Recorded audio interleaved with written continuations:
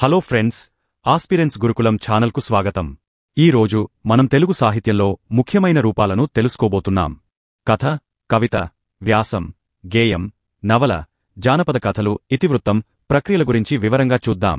1. కథ. స్టోరీ. వివరణ. కథ అనేది ఒక సంఘటన లేదా ఊహాజనిత కథనాన్ని వర్ణించే సాహిత్య రూపం. ఇది సాధారణంగా పాత్రలు, సంఘటనలు మరియు ఒక నీతి లేదా సందేశాన్ని కలిగి ఉంటుంది. దీని లక్షణాలు ఏంటంటే, సంఘటనల ఆధారంగా నడుస్తుంది. పాత్రల మధ్య సంభాషణలు ఉంటాయి.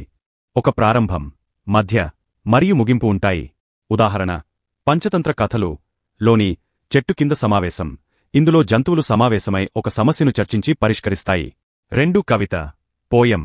వివరణ. కవిత అనేది భావాలను, ఆలోచనలను లయబద్ధంగా, అలంకారిక భాషలో వ్యక్తీకరించే సాహిత్య రూపం. ఇది సాధారణంగా ఛందస్సు, మాత్రలు, గణాలు లేదా లయను అనుసరిస్తుంది. దీని లక్షణాలు ఏంటంటే, చిన్న పంక్తులు లేదా శ్లోకాల రూపంలో ఉంటుంది. భావోద్వేగాలను గాఢంగా వ్యక్తం చేస్తుంది. అలంకారాలు ఉంటాయి. ఉపమ, రూపకం మొదలైనవి. ఉదాహరణ: తెలుగు కవి శ్రీశ్రీ రాసిన కవిత, ఓ కవిత మరియు నీవు ఒక గీతం, నీవు ఒక జీవన రాగం వంటివి. 3. వ్యాసం, ఎస్సే. వివరణ. వ్యాసం అనేది ఒక విషయంపై విశ్లేషణాత్మకంగా, వివరణాత్మకంగా రాసే గద్యరచన. ఇది తర్కబద్ధంగా ఆలోచనలను అందిస్తుంది. దీని లక్షణాలు ఏంటంటే, విషయాన్ని వివరిస్తూ వాదనలు లేదా అభిప్రాయాలు పేర్కొంటుంది. గద్య రూపంలో ఉంటుంది. వ్యక్తిగత దృక్కోణం లేదా సామాజిక విశ్లేషణ ఉండవచ్చు.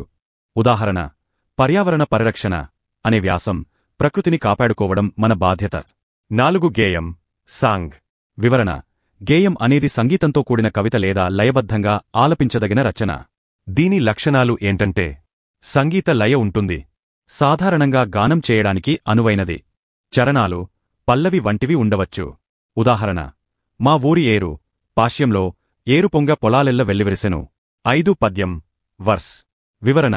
పద్యం అనేది ఛందస్సు, మాత్రలు, గణాలు ప్రకారం రాసే కవిత్వరూపం.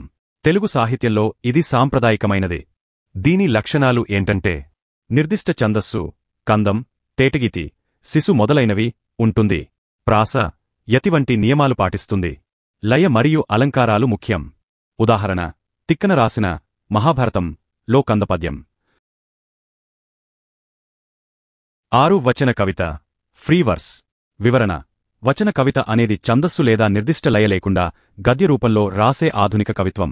దీని లక్షణాలు ఏంటంటే, ఛందస్సు నియమాలు లేవు. సహజమైన భాషలో ఉంటుంది. భావ ప్రకటనకు ఎక్కువ ప్రాధాన్యత.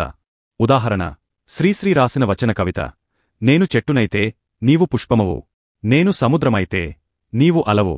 7. నవల, నావెల్. వివరణ. నవల అనేది పొడవైన గద్య రచన. ఇందులో అనేక పాత్రలు, సంఘటనలు మరియు ఉపకథలతో కూడిన కథనముంటుంది. దీని లక్షణాలు ఏంటంటే, విస్తృతమైన కథనం, అనేక అధ్యాయాలుగా విభజించబడి ఉంటుంది. పాత్రల లోతైన విశ్లేషణ ఉంటుంది. ఉదాహరణ: విశ్వనాథ సత్యనారాయణ రాసిన 1000 పడగలు వంటిది. 8. జానపద కథ, ఫోక్ టేల్. వివరణ. జానపద కథలు సంప్రదాయంగా నోటి మాటల ద్వారా సంక్రమించే కథలు. ఇవి సంస్కృతి, నీతి మరియు జీవన విధానాలను ప్రతిబింబిస్తాయి. దీని లక్షణాలు ఏంటంటే, సరళమైన భాషలో ఉంటాయి. జంతువులు, అతీంద్రియ శక్తులు ఉండవచ్చు. నీతి లేదా హాస్యం కలిగి ఉంటాయి. ఉదాహరణ: కోతి, కుక్క అనే జానపద కథ. ఇందులో నీతి ఏమిటంటే, దురాసవద్దు. ఇతివృత్తం మరియు ప్రక్రియ అంటే ఏమిటో వివరిస్తాను. 9. ఇతివృత్తం, థీమ్. ఇతివృత్తం అంటే ఒక రచన యొక్క ప్రధాన అంశం లేదా విషయం. ఇది కథ లేదా కవిత దేని గురించి చెబుతుందో తెలుపుతుంది. ఉదాహరణకు, ఒక కథలో ఇతివృత్తం అనేది స్నేహం, ప్రేమ, ధైర్యం లేదా సాహసం ఏదైనా కావచ్చు. పాశం యొక్క ప్రధాన ఉద్దేశ్యం లేదా నేర్చుకోవలసిన విషయం గురించి తెలియజేస్తుంది. 10. ప్రక్రియ, జానర్. ప్రక్రియ అంటే ఒక రచన యొక్క రకం లేదా శైలి.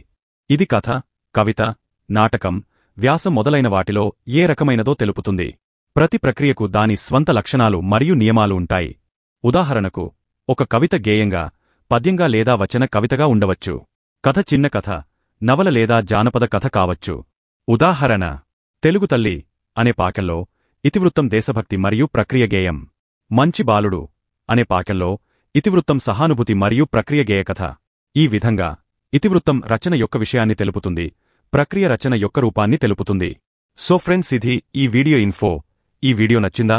అయితే లైక్ చేయండి, కామెంట్ చేయండి, ఫ్రెండ్స్తో షేర్ చేసుకోండి. ఆస్పిరెంట్స్ గురుకులం ఛానల్కి సబ్స్క్రైబ్ అవ్వండి.